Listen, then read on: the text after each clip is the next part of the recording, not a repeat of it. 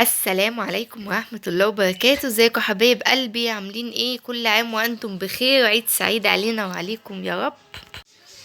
كل سنة وانتم طيبين، ودايما ايامنا كلها تبقى اعياد وسعادة وفرح وهلا. العيد مش بس العيد، الايام اللي احنا عارفينها كل يوم بيعدي علينا واحنا مبسوطين ومرتاحين هو عيد. زي ما انتم شايفين كده، دي وصفات العيد بتاعنا. بقى اهم حاجة في العيد ده الفسيخ بقى، والحاجات ايه، سردين وبصل. الحاجات دي اهم حاجة في العيد. كل سنة وانتم طيبين، ويا رب دايما كده ربنا يعيد علينا ويعود علينا الايام الحلوة الجميلة دي يا رب. نبدأ بقى معانا النهاردة وصفة حلوة قوي، عاملة لكم سمك سنجاري وجنبه شوية سلطات كده، حاجة تحفة بجد. وصفة من وصفات العيد بتاعنا. طبعا بنبقى طالعين من رمضان مشتاقين للاسماك والحوادق، فاهم حاجه بنعملها في العيد هي الرنجه والفسيخ والسردين والاسماك بكل انواعه. نصلي على الرسول صلى الله عليه وسلم. اللهم صلي وسلم وبارك على نبينا محمد عليه افضل الصلاه والسلام. بسم الله ما شاء الله كده، زي ما انتم شايفين معايا حبه سمك كده بوري مصطادين كده من البحر، حاجه حلوه قوي. سمك تحفه بجد. هنضفه كده زي ما انتم شايفين، وهبدأ بقى اوريكم ازاي بنفتح السمكة السنجاري، وازاي بننضفها كده مع بعض خطوة بخطوة، علشان لو انتي جايبة السمك ومش منضفاه زي ما انا عملت كده تعرفي تنضفيه. انا اشتريت السمك ما رضيتش انضفه، طبعا ممكن لما تشتريه ينضفهولك ويفتحولك فتحة السنجاري بالظبط. انا اشتريته زي ما هو، وحبيت ان انا اعمله معاكم في البيت كده واوريكم ازاي بنضفه وبفتحه واظبطه عشان خاطر يكون اكله بقى حلوه كده معايا. اكلة سمك جامدة ان شاء الله تعجبكم، ومعاها سلطات حلوة كمان. هنعمل بابا غنوج، وهنعمل كمان سلطة بطاطس بطريقة سهلة قوي قوي وسريعة. نصلي على الرسول صلى الله عليه وسلم. اللهم صل وسلم وبارك على نبينا محمد عليه افضل الصلاة والسلام. احنا عملنا في العيد السمك بس. ان شاء الله بقى الكحك والحاجات دي طبعا، لان الظروف عندي ما سمحتش ان انا اعمل كحك. طبعا عندي حالة وفاة زي ما قلت لكم، فان شاء الله الكحك في اي يوم كده خلال السنة هتلاقوني بوريكم طريقة الكحك والبسكوت والحاجات الحلوة بتاعت العيد دي، عشان تعرفي تعمليها وتكون متوفرة عندك طول السنة مش في الاعياد بس. نصلي على الرسول صلى الله عليه وسلم.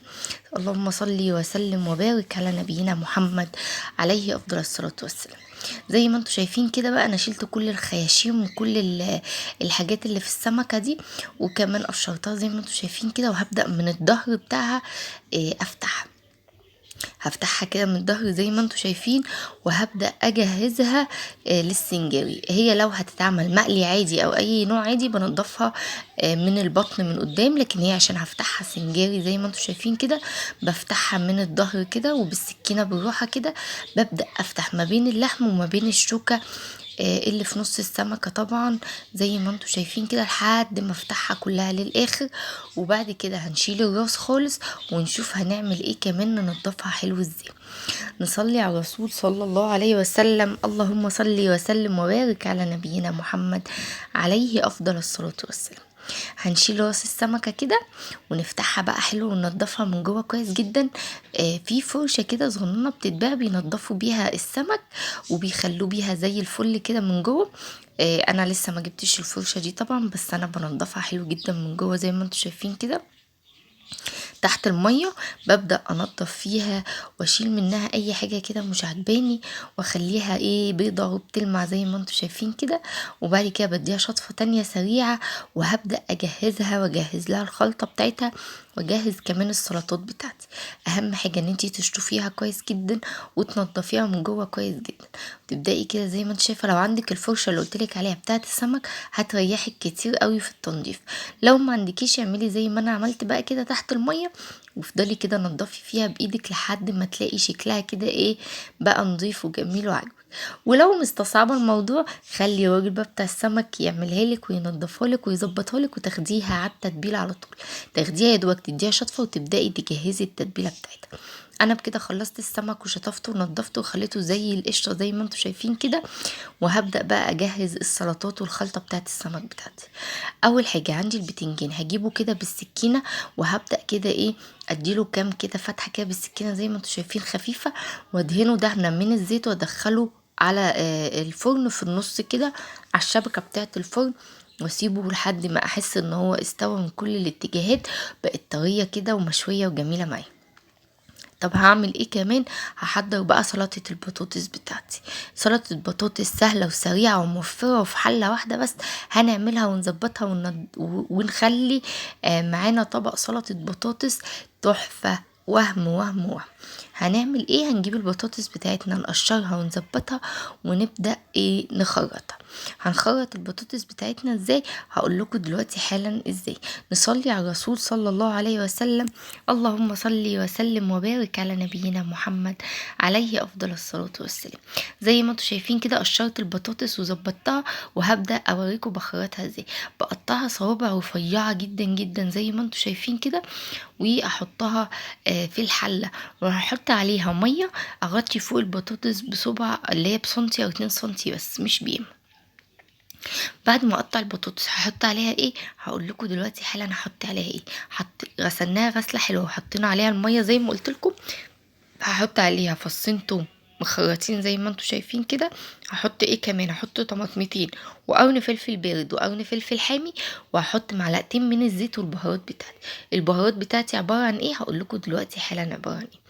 زي ما انتم شايفين كده بقطع الطماطم كده قطع صغيره على البطاطس. دي اسهل طريقه لسلطه البطاطس ممكن تعمليها. نصلي على الرسول صلى الله عليه وسلم. اللهم صل وسلم وبارك على نبينا محمد عليه افضل الصلاة والسلام. قطعت الطماطمتين كده، وهحط كمان قرن فلفل بارد، وهحط قرن فلفل حامي او حتة بسيطة من الفلفل الحامي حسب ما انتي بتحبي الحميان بتاع البطاطس. هحط ايه كمان؟ معلقتين من الزيت زي ما انتوا شايفين كده، وهحط البهارات بتاعتي. بهاراتي عبارة عن ايه؟ ملح وفلفل اسود وكمون وبابريكا. كده البهارات بتاعتي بتاعت البطاطس ملح وفلفل اسمر وكمون وبابريكا. دي بهارات سلطة البطاطس. هرفعها على النار واسيبها بقى تستوي براحتها لحد ميتها ما تنشف خالص، وهوريكم شكلها هيكون عامل ازاي. كده فاضل ايه؟ البتنجان في الفرن بيتشوى، وسلطة البطاطس حطيتها على النار. هبدأ اجهز التتبيلة بتاعت السمك. التتبيلة بتاعت السمك بتاعتي عبارة عن ايه؟ طماطم، بصل، فلفل اخضر حامي وبارد، وليمون، وكمان معايا خضرة بقدونس على كزبرة او بقدونس بس او كزبرة بس المتاح عندك هتحطيه. هنحط ايه كمان؟ هنحط البهارات والتوابل بتاعتنا. هقطع الطماطم بقى زي ما انتوا شايفين كده شرايح رفيعة. هحط الطماطم بتاعتي زي ما انتوا شايفين كده شرايح رفيعة، وهبدأ اجهزها واظبطها واتبلها عشان احطها على السمك. هنعمل سمك سنجاري في الفرن. نصلي على الرسول صلى الله عليه وسلم. اللهم صل وسلم وبارك على نبينا محمد عليه افضل الصلاة والسلام. هحضر بقى الطماطم بتاعتي والفلفل والبصل وكل الحاجات اللي انا قلت لكم عليها، ونحط لها التوابل بتاعتنا. التوابل بتاعتنا ايه؟ التوم طبعا اهم حاجة في السمك، التوم والكمون، الملح والفلفل الاسمر. ممكن تحطي توابل تانية وممكن تكتفي بدول. هحط كمان رشة من الكزبرة الناشفة. زي ما انتوا شايفين كده هقطع الطماطم بتاعتي كلها بنفس الطريقة، والبصل كمان هعمله شرايح، والفلفل كل حاجة عندي كده هقطعها واخليها مظبوطة بالظبط زي بعضها، عشان لما اتبل بيها السمك تديني طعم وريحة ملهمش مثيل. نصلي على الرسول صلى الله عليه وسلم. اللهم صل وسلم وبارك على نبينا محمد عليه افضل الصلاة والسلام. ما تنسونيش في اللايك، وما تنسونيش في تعليق حلو منكم. ولو مش مشتركين في القناة ياريت تشتركوا في القناة، وتقولوا لحبايبكم واصحابكم على القناة بتاعتي. زي ما انتوا شايفين كده عملت البصل كله والطماطم، وهحط كمان فلفل بارد وحامي وتوم وليمون وزيت وباقي البهارات بتاعتي. بصوا قطعت البصل شرايح ازاي.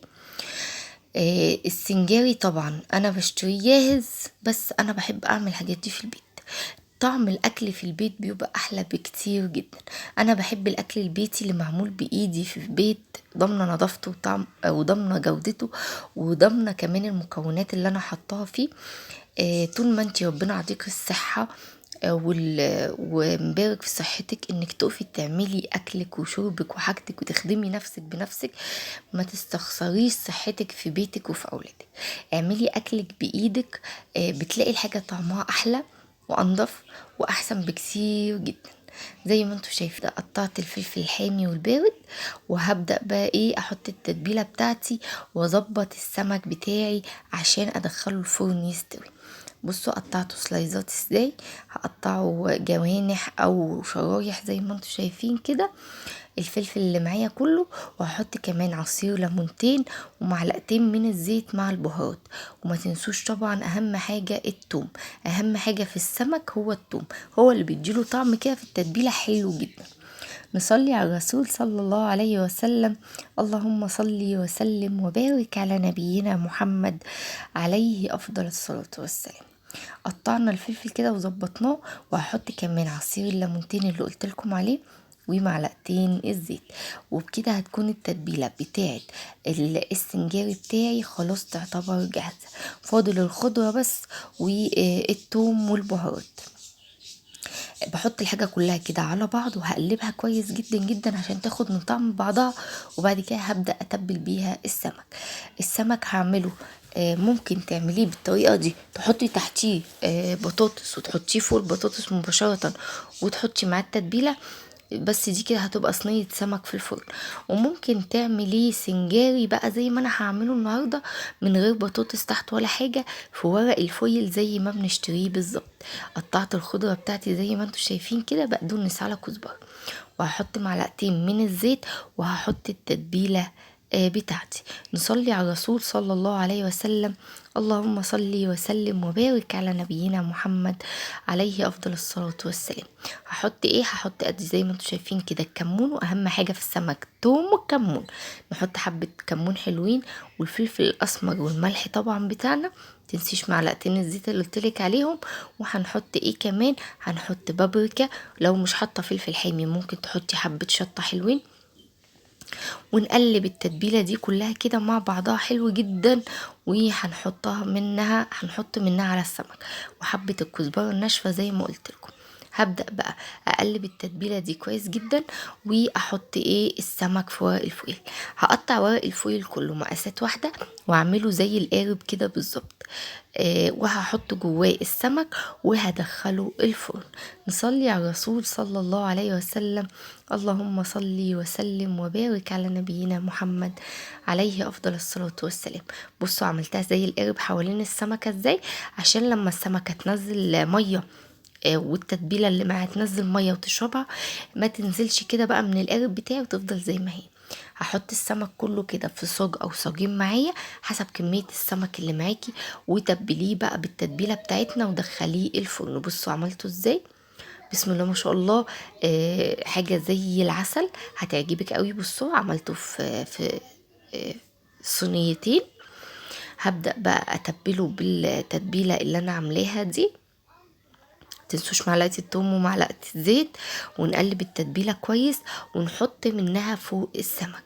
نصلي على الرسول صلى الله عليه وسلم. اللهم صلي وسلم وبارك على نبينا محمد عليه افضل الصلاة والسلام. اهو حطينا معلقه الزيت والثوم، وهبدا بقى ايه انزل بالتتبيله على السمك اللي معايا. وبكده السمك هيكون جاهز واقدر ادخله الفرن، ومش بياخد وقت كتير في الفرن. يعني ممكن مثلا نقول ربع ساعه طلعي عليه الشوايه عشان ياخد وش حلو. وبكده السمك بتاعي هيكون جاهز على الاكل. وطبعا عاملين جنبه سلطة بطاطس وسلطة بابا غنوج. ممكن نعمل جنبه رز، ممكن نعمل جنبه طحينة، ممكن نعمل جنبه اي حاجة احنا عايزينها. زي ما انتوا شايفين كده خلصنا السمك. نصلي على الرسول صلى الله عليه وسلم. اللهم صلي وسلم وبارك على نبينا محمد عليه افضل الصلاة والسلام.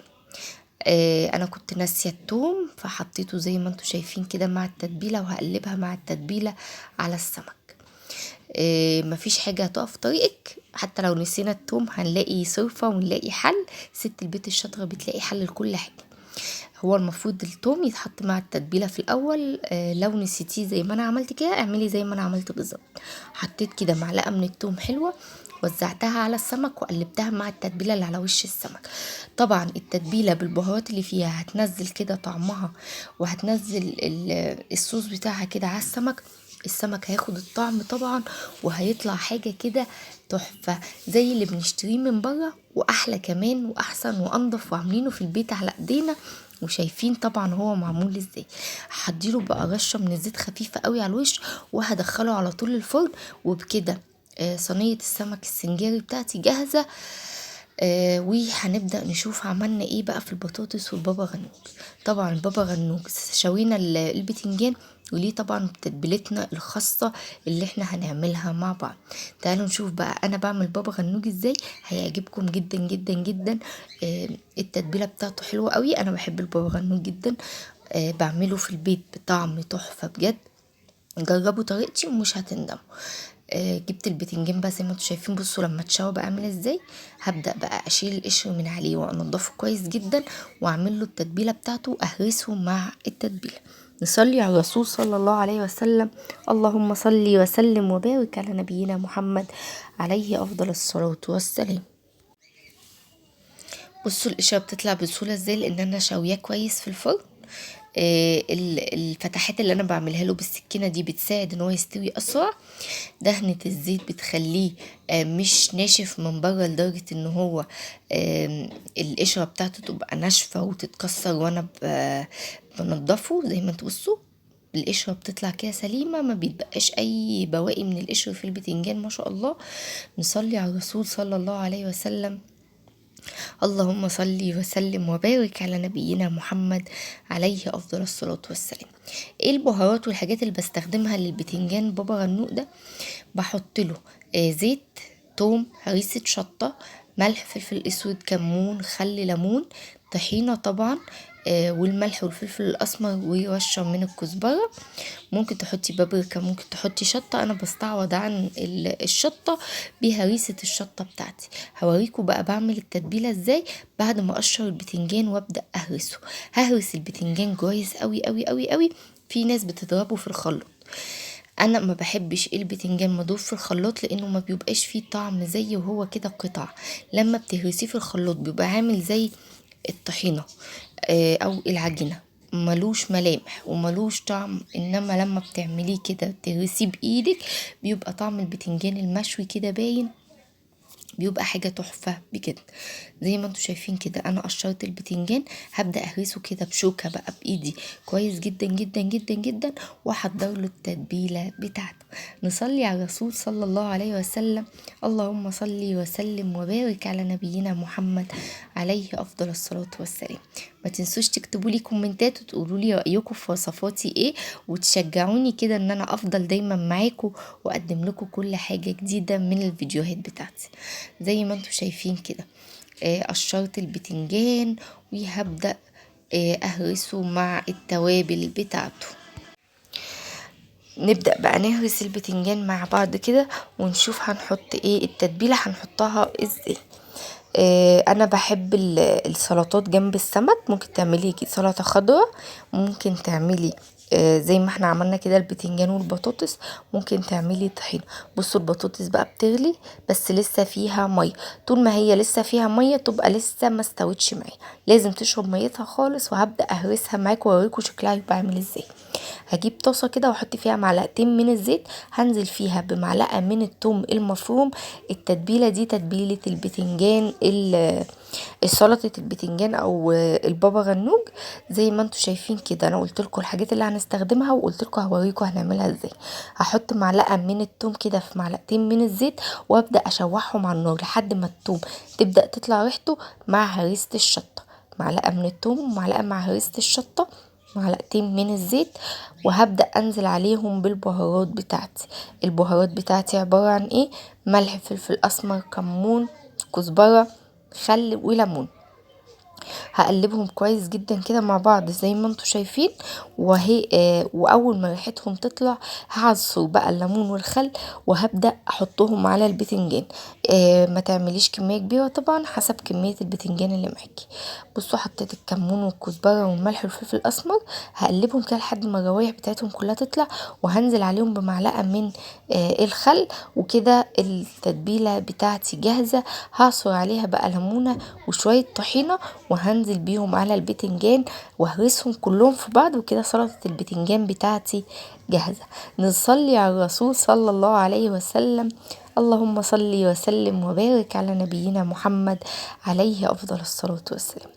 ربنا يجعل أيامي وأيامكم كلها أعياد وفرح وسعادة وهنا، ويديم علينا الفرح يا رب، ويتقبل منا كل أعمالنا في شهر رمضان المبارك، ويعيدوا علينا أعوام عديدة ومديدة يا رب العالمين، ويبلغنا رمضان بصحة وعافية يا رب. زي ما انتوا شايفين كده بقى، حطيت الخل وحطيت الليمون، وهحط كمان شوية من الطحينة، وبكده التتبيلة بتاعتي جاهزة. هنزل بيها على البتنجان اللي معايا. نصلي على الرسول صلى الله عليه وسلم. اللهم صل وسلم وبارك على نبينا محمد عليه افضل الصلاة والسلام. نزلت بالتتبيلة كده على البتنجان، وهبدأ بقى احط الطحينة واهرس كله في بعضه. طعم البتنجان بالطريقه دي بيبقى حلو قوي قوي قوي قوي. جربوها وقولوا لي رايكم فيها ايه بعد ما تجربوها، ان شاء الله تعجبكم، وتعملوها بقى كتير وتقولوا لي رايكم فيها ايه. هبدا بقى اقلب كده، ما بحطش طحينه ياما، معلقتين 3 كده من الطحينه، وهبدا اقلب كده واشوف بقى هتبقى عامله معايا. انا بقلب وانا بهرس البتنجان. البتنجان ما بيبقاش عامل معايا زي الطحينه او العجينه دايب خالص، لا بيبقى كده ايه، قوامه مظبوط. ايه اللي يخليني احس بطعم البتنجان المشوي. والبطاطس كمان اهي، بصوا شربت الميه بتاعتها واستوت. ههرسها بقى وابدا اغرفها في الاطباق. كده الوصفه بتاعتي النهارده خلصت. وصفة سريعة وسهلة وطريقة سمك حلوة قوي، وهتعمليها في البيت. مش هتحتاجي ان انت تجيبي السمك من بره وما تبقيش عارفة هو محطوط له ايه تتبيلة، ولا معمول ازاي، ولا نضافته ايه. عاملاه في البيت بايدك، عارفة انت حاطة فيه ايه، وعارفة تتبيلتك، وعارفة نظافتك، وعارفة كل حاجة انت عاملاها. كده سلطة البطاطس خلصت، ودي اسهل طريقة لسلطة البطاطس ممكن تعمليها. خلصنا سلطة البطاطس وخلصنا السمك والبتنجان. نغرف بقى الاكل بتاعنا في اطباق. وكل سنة وانتم طيبين، ودايما في هنا وسعادة وسرور وفرح. ويا رب وصفتي تكون عجبتكم. جربوا الوصفة بتاعتي، قولوا لي رأيكم فيها. مستنية اشوف كومنتاتكم تعليقاتكم. وما تنسوش تعجبوا بالفيديو بتاعي، وتقولوا لاصحابكم وقرايبكم وحبايبكم على القناة هتكبر بيكم وليكم ومعاكم. وانتظروني في فيديو جامد جدا جدا جدا جدا. الفيديو قاتم حلو قوي. انتظروا الفيديو بتاعي. وكل عام وانتم بخير، ويا رب دايما نكون في سعادة وهنا مع بعض. والسلام عليكم ورحمة الله وبركاته.